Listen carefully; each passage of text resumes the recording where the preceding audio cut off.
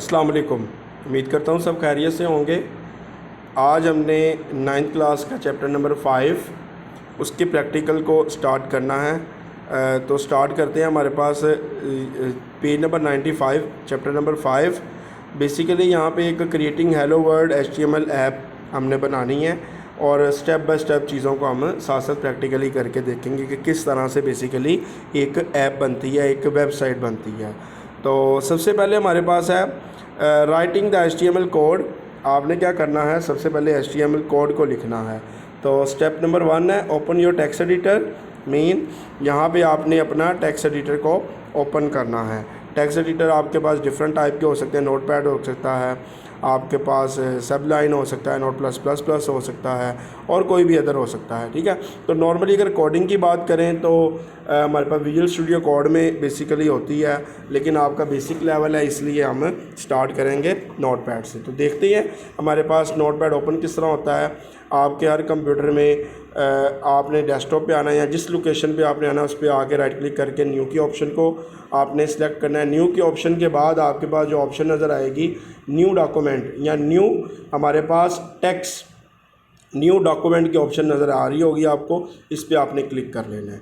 जैसे ही आप इस पर क्लिक करेंगे आपके पास डिफरेंट भी हो सकती हैं फ़ाइल, जैसे आप स्क्रीन पे देख सकते हैं, जैसे आपका वर्ड फाइल है या दूसरा है आप, लेकिन ये जो आपका टेक्स्ट डॉक्यूमेंट है ये आपके पास हर एक के पास मौजूद होगा।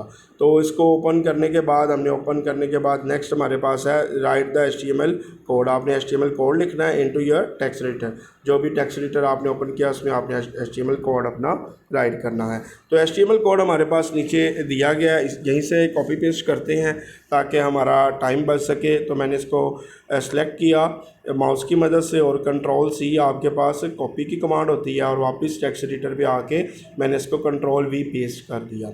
तो बेसिकली ये आपके पास स्क्रीन पे नज़र आ रहा होगा। ये आपका सारा का सारा कोड, इसको 1 बाय 1 करके डिस्कस करेंगे। इससे पहले मैं इसको ना थोड़ा सा अरेंज कर लूँ ताकि ना आपको चीज़ें क्लियरली आपको नज़र आएँ, बिल्कुल एक्यूरेटली आप इसको व्यू कर सकें। तो सिंपल इसको मैं अरेंज करने के बाद डिस्कस करते हैं। सबसे पहले हमारे पास टॉप पे आपको बिल्कुल टॉप पे अगर आप देखें तो हमारे पास डॉक टाइप HTML नज़र आ रहा होगा। ये क्या होता है, बेसिकली ये आपकी फ़ाइल बता रहा होता है कि ये HTML की लेटेस्ट फाइल है। ठीक है। इसके बाद हमारे पास HTML का टैग आता है ओपनिंग एंड क्लोजिंग, और इसको दो हिस्सों में वो बेसिकली डिवाइड कर रहा है। एक आपका हेड सेक्शन होता है, टॉप पे आपको नज़र आ रहा होगा, और एक आपका बॉडी सेक्शन। ये मैं हाईलाइट कर रहा हूँ साथ साथ, ये आपका नीचे बॉडी सेक्शन आ गया, ये आपका बॉडी सेक्शन कहलाता है।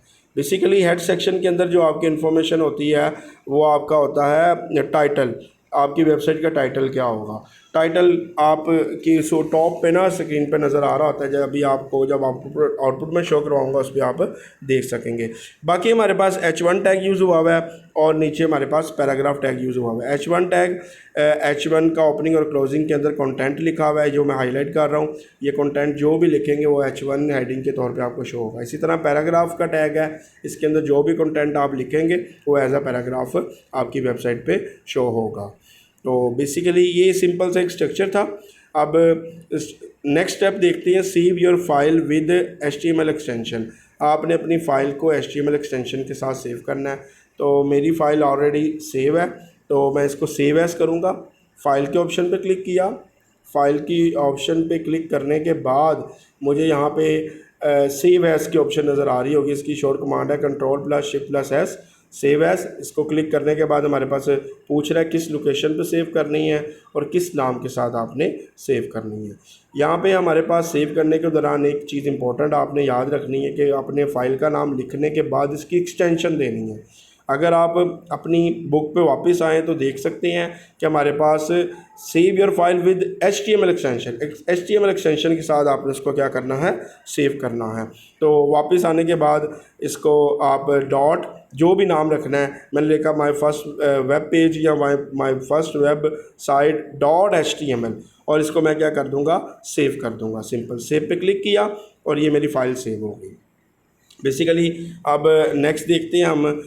आप देख सकते हैं डेस्कटॉप पे पहले ये अपीयर नहीं थी, अब यहाँ पे एक उसी ने ऑटोमेटिकली एक क्रोम का वो बना दिया, ठीक है, ताकि हमें आइडिया हो गया कि हाँ हमारी एक न्यू आपका एक पेज यहाँ पे अपीयर हो गया है।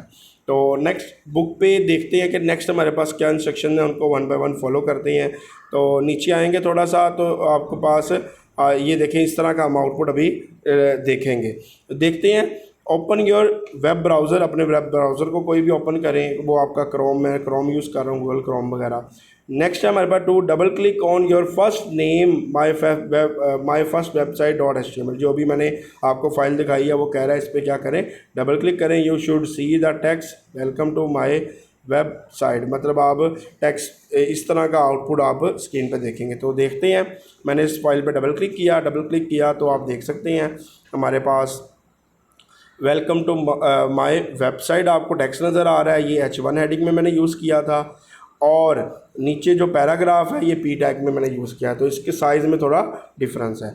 आप देख सकते हैं टॉप पे जो है आपको नज़र आ रहा है ये टाइटल है, बेसिकली जो हमने भी टाइटल रखा था मैंने आपको वहाँ पे दिखाया था। तो इसको थोड़ा सा चेंजिंग करके देखते हैं क्या वाकई ही हमारी यही वाले कोड की आउटपुट शो हो रही है या कोई और तो नहीं हो रही। तो मैंने क्या किया, ऊपर से टाइटल का नाम चेंज कर दिया, 9th क्लास में इसका नाम सिंपल 9th क्लास मैं इसका नाम सिंपल रख लेता हूँ।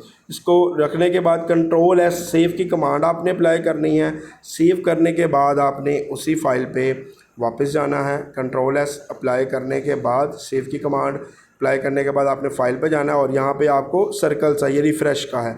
जैसे आप सर्कल पे क्लिक करेंगे तो आप देख सकते हैं अभी आपका क्या टाइटल नज़र आ रहा है। जैसे मैंने रिफ़्रेश किया और इसका टाइटल क्या हो गया, चेंज हो गया, 9th क्लास लिखा हुआ आ गया।